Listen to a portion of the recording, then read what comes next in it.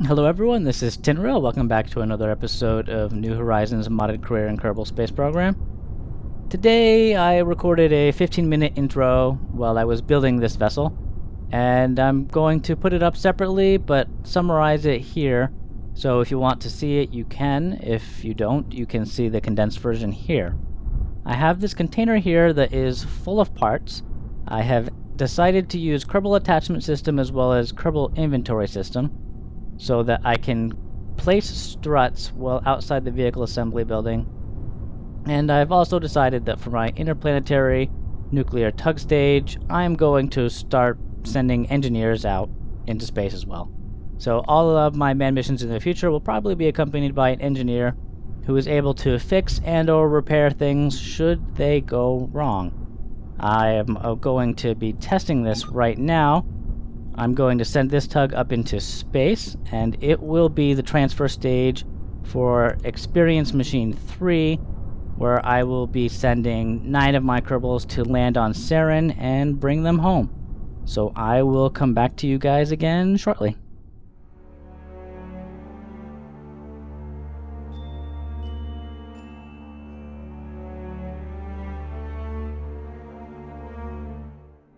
So the orbital stage was a few hundred meters a second short to actually circularize, and I ended up finishing with the nuclear engines.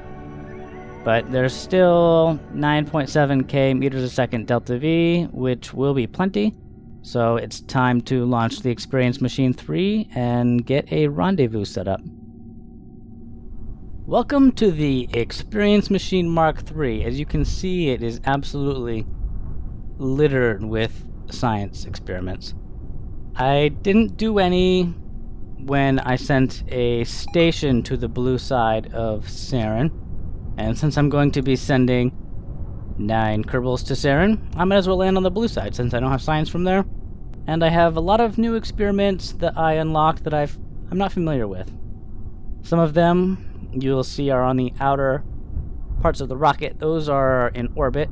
And so since I'm going to be jettisoning these tanks on the way down, I might as well get the science before and not worry about it after. So this will hopefully be able to land on Serran, take off from Serran, and rendezvous for the trip back, so it isn't as messy as previous, where Bob's rocket tipped over, his rescue ship got him to orbit, but then he needed a rescue ship to get his rescue ship back. So we will launch this and rendezvous with the atomic tug, which is currently in orbit. I'll see you then.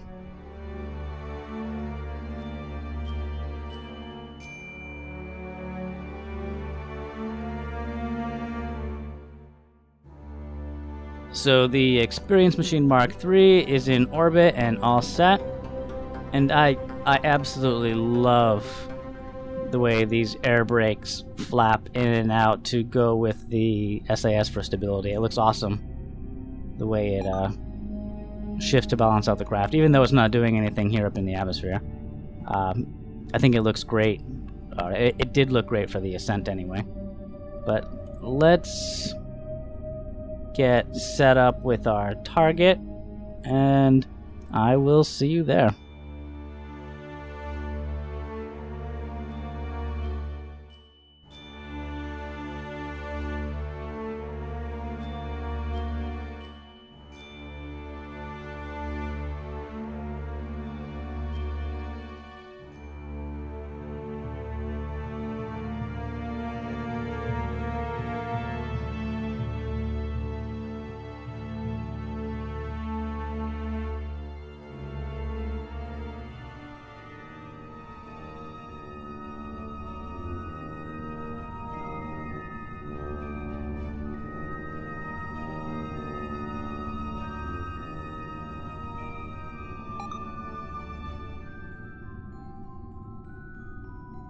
Alright, now that I'm docked, it's time to put my engineer to work. If I can remember which one he was. I believe it's Bargain down here. And now I should be able to open my inventory for rocket bandage. Open his inventory. I think I only need the wrench, which is here. I'll take a wrench, and I only really need one strut. But I also know for a fact that I did not put solar panels or batteries on my ship because I wanted to try doing it up here in space. So I have these items. Let's let go and do some EVA construction.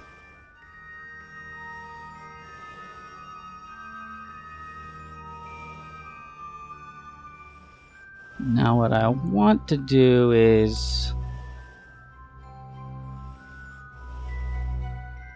see if I can anchor a strut to this area here. I don't believe that I equipped my wrench. So I equip it. Now you can see he's got a wrench in his hand. If I drop this,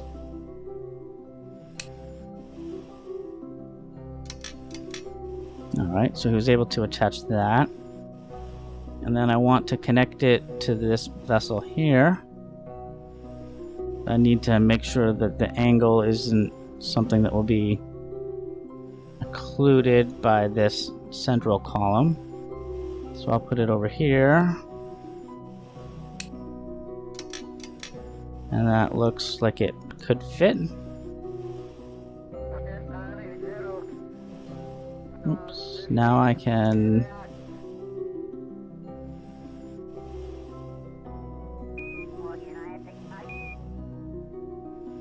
link to enable link mode.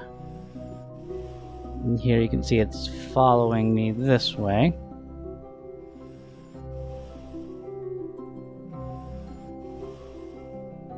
Oh, slow down.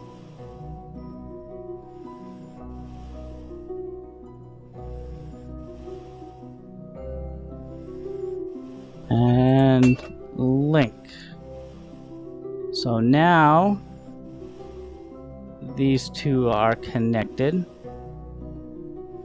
I'm gonna go place some solar panels in a non-symmetrical way because that's what I'm doing, I guess. It won't be as easy to manage that from here, but I just want to do it. So I'll put the panels on this top part of the rocket.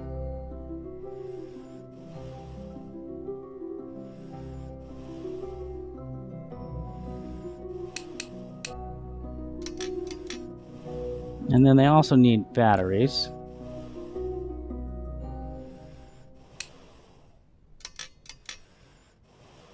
So now I'll go to the other side, even though this is 3 times symmetry, so it won't match up. I'll just do it on the back 2/3 because the front is loaded with experiments here. So in my mind, the weight will balance out. Whoa.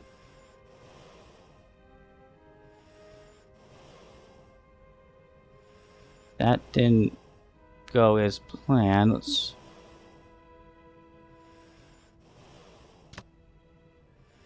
Okay, so that's better.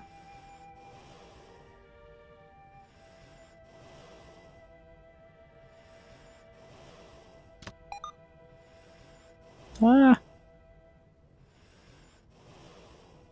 It seems that some of the movements are carrying over to... Oh. I'm not sure that's welded on there. I think I might have just dropped those parts. I want to weld them. I didn't realize that I'm new at this. I apologize. This is interesting though. Whoa. I don't want to take that off. No, I don't. Grab panels. Attach. Okay. Now I believe that is set. So I spun it one direction. I'm spinning it the other. You can see there's a little bit of sway. Very minimal. It's small enough that I'm not even concerned about anything happening during flight, I guess.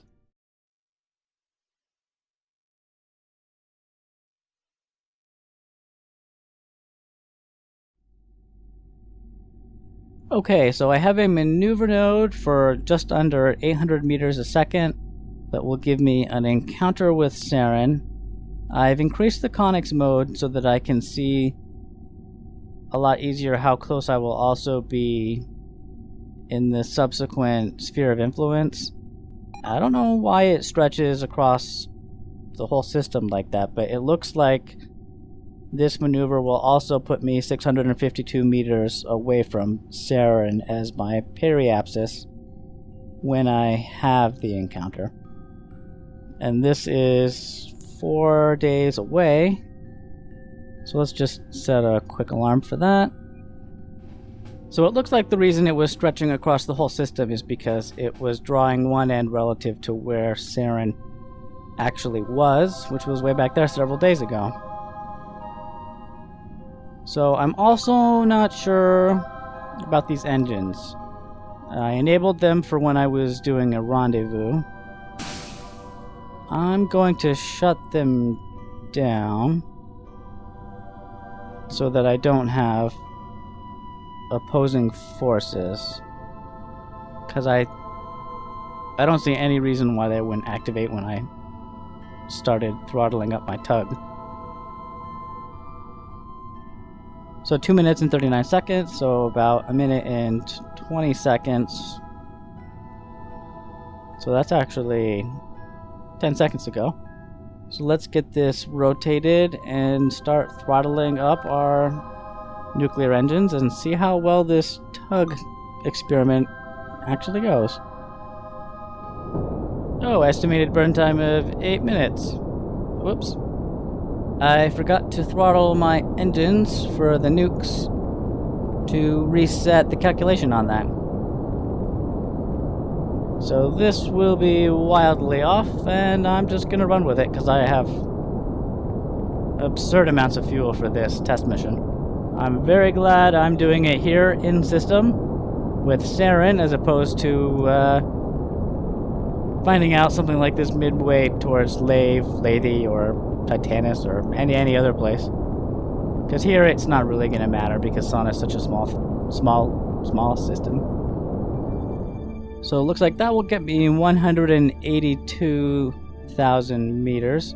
I also have noticed that I can turn on more orbital information here in precise node, and it will show me the periapsis there, because it's kind of difficult to distinguish between the maneuver node periapsis and the current periapsis with these tag displays.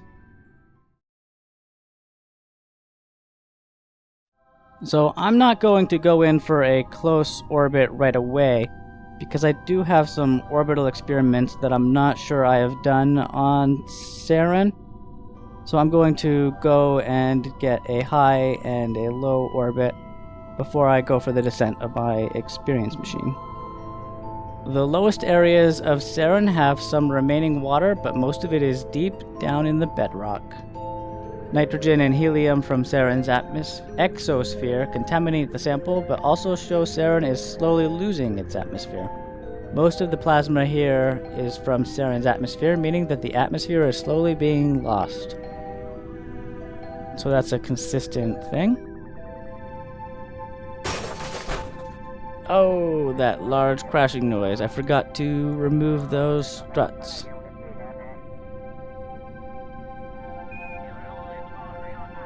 Whoops. It's a good thing I brought lots of them.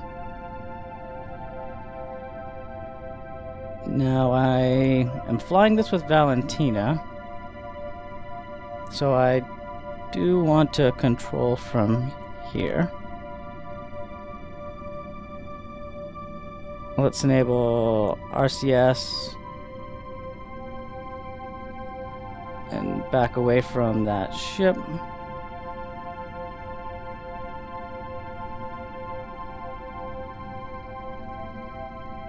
And plan what we want to do. I think I'm going to go around again and start slowing down in the dark so that I will still be in the blue area when I catch enough atmospheric slowdown. But I want to make sure I also don't land in this earlier red area, so maybe I'll start slowing down here.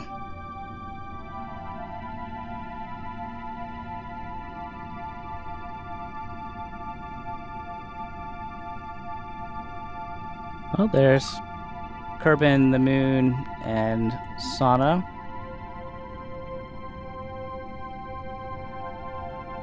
Can I see Apter at all?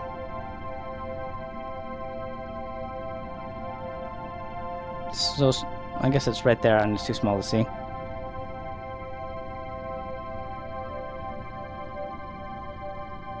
So I'm in atmosphere now.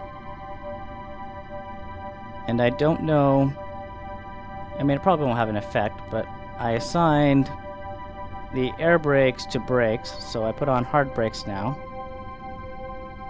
So I'll catch whatever impact that has. 35,000 meters, 1,600 meters a second.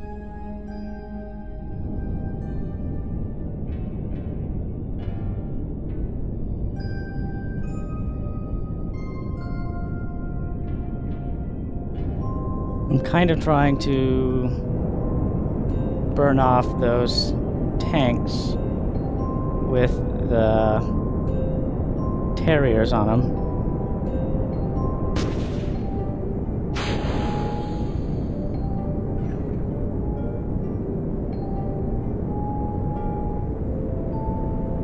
Chutes are in the yellow. Try to get the drogues into green.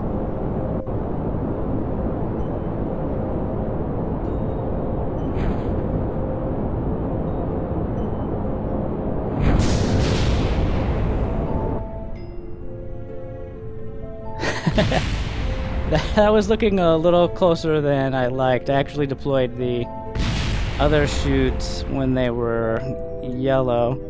Drogues were safe, but the other ones weren't.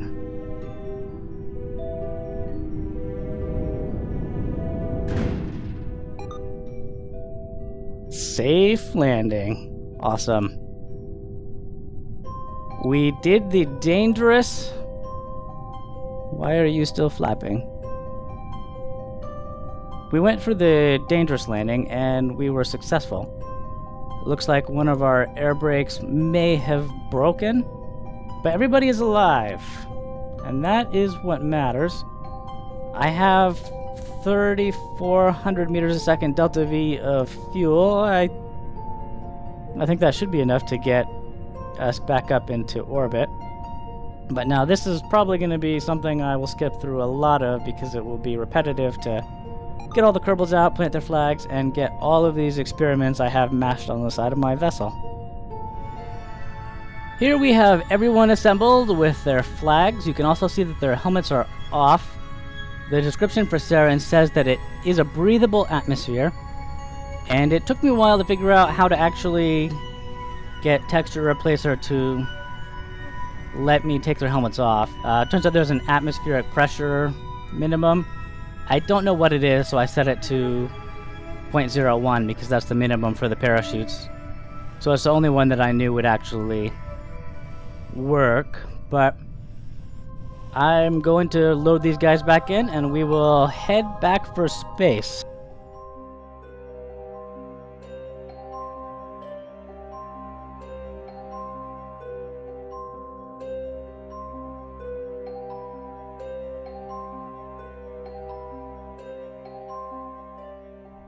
Alright, just like Lathy, I'm using the waypoint manager to help me determine the direction I need to head to follow behind my atomic stage transfer craft.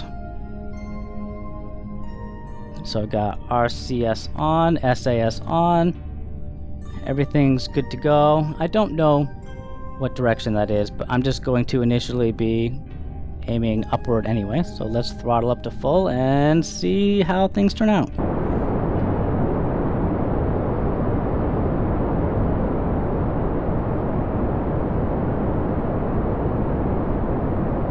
I was fidgeting to see if I could easily see what direction that was, but the atmosphere's thick enough that I don't believe I want to try that. Also, it's thick enough to tear my chutes off. That looks about right. 25,000 meters apoapsis. Finishing these tanks off.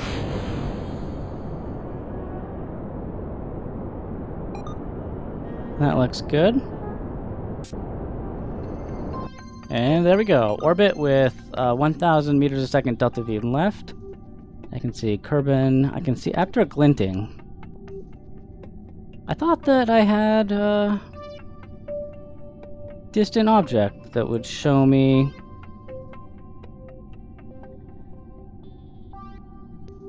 I'll play with that later. I thought that it would show me stuff off in the distance, but it doesn't seem to be doing it in the same way that it was when I started. So the tug has way more fuel and is a lot more maneuverable than the Serran lander, so I'm going to use it primarily for the rendezvous. Alright, now I'm docked. I'm just going to send Bargain back out to secure the vessel. I think that I actually still have all the parts that I need. And this should be quick now. I already have one there. Let's see if I can make use of it again.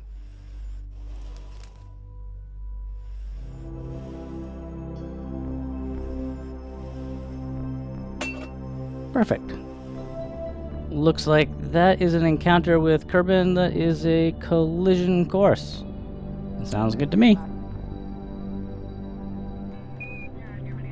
It's actually coming right up too.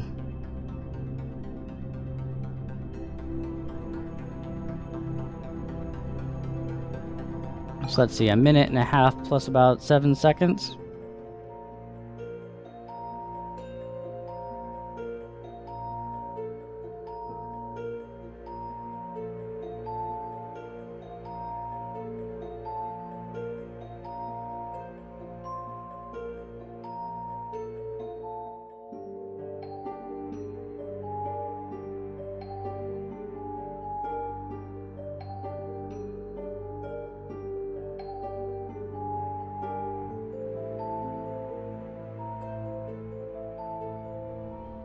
So, back to Kerbal. Unfortunately, our orbit is kind of polar. That will make it hard to rendezvous. Doing a standard escape, I'll have to probably line up the next craft I send up here just so that it doesn't have to spend a lot of fuel.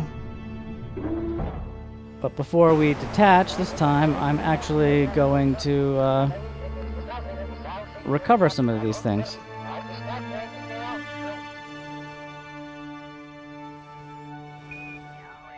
Should be able to access his inventory.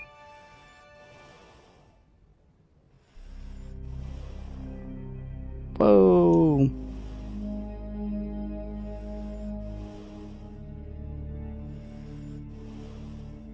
Gotta equip his wrench every time. Grab this. Put it in there.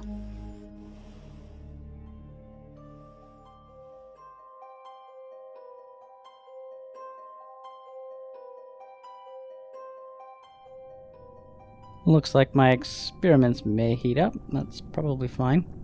I had Valentina pick them all up on her way down the ladder.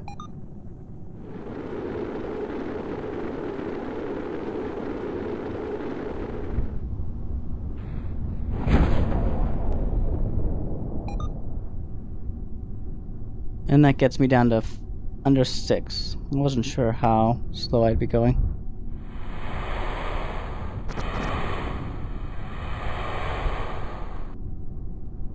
So I got 247 science from that trip. Recovered not a lot of funds. And my crew gained experience, but it doesn't look like level 3 is in the cards. Oh, level 3 is really close, though. That makes me wonder if Bob actually is level 3. I guess those guys are close to level 2. So Bob must only be level 2 as well. Because these guys have plant a flag on Serran, Moon, and After. So thank you guys for watching the episode. I hope that you enjoyed it. As always, feel free to comment, like, and or subscribe, and I will see you in the next episode.